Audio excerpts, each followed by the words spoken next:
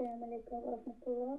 علیکم السلام. یک تصور دادن که نمی وقتی که دعا میکنیم آمین میکنیم دست دارو میمونیم امی چی مکروه میگن؟ مکروه نیست انشالله، مکروه نیست. درباره دست رو بروی مالیدن بعضی حدیث ها رو بعضی علما ضعیف میگویند، بعضی ها حسن میگویند، انشالله باکی ندارد.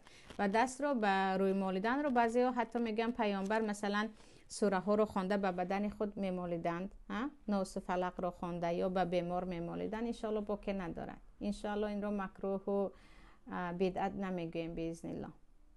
اما کسی برویش نمالید هم باکی ندارد. اما درباره بروی مالیدن اگرچه اختلاف است اما مستحب میگفته علما زیاد هستند.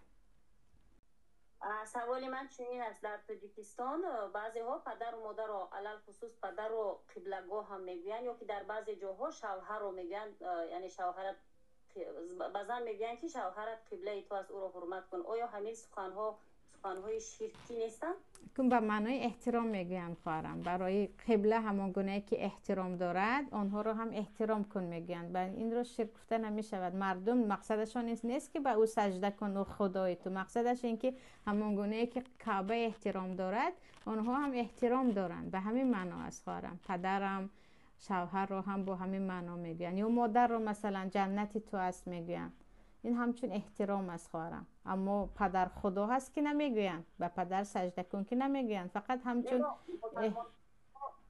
بله مسلمان ها قبله گفتم و یک چیز رو فقط خانه کعبه رو در خانه کعبه رو احترامش رو دارند خواهرم، احترامش رو. سجده گفتن به معنای احترام میگن. البته نگویند، من طرفدار گفتنشون نیستم، اما آنها رو مشرک نمیگن، آنها رو این کارشون شرک نمیگن، چون مقصد اصلا احترام است خواهر جان. الله حفظتون کند. خواهر ثانیه.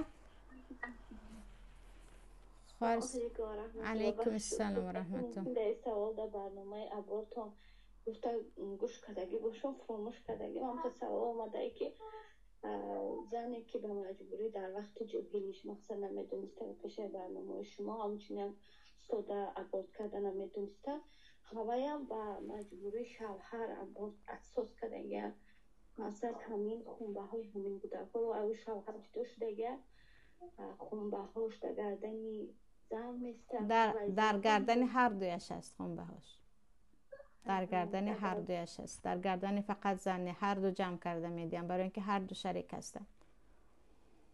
اگر مجبورم کرده باشن خواهرم وای مجبور در شریعت همین که میگه سرت رو میگیرم دستت رو میبرم، من این مجبوری هست، دیگر چیز مجبور شده نمیتواند. جزاک الله خیر. الله حفظتون کنه. و یکم راحله خواهر. السلام علیکم و رحمت الله.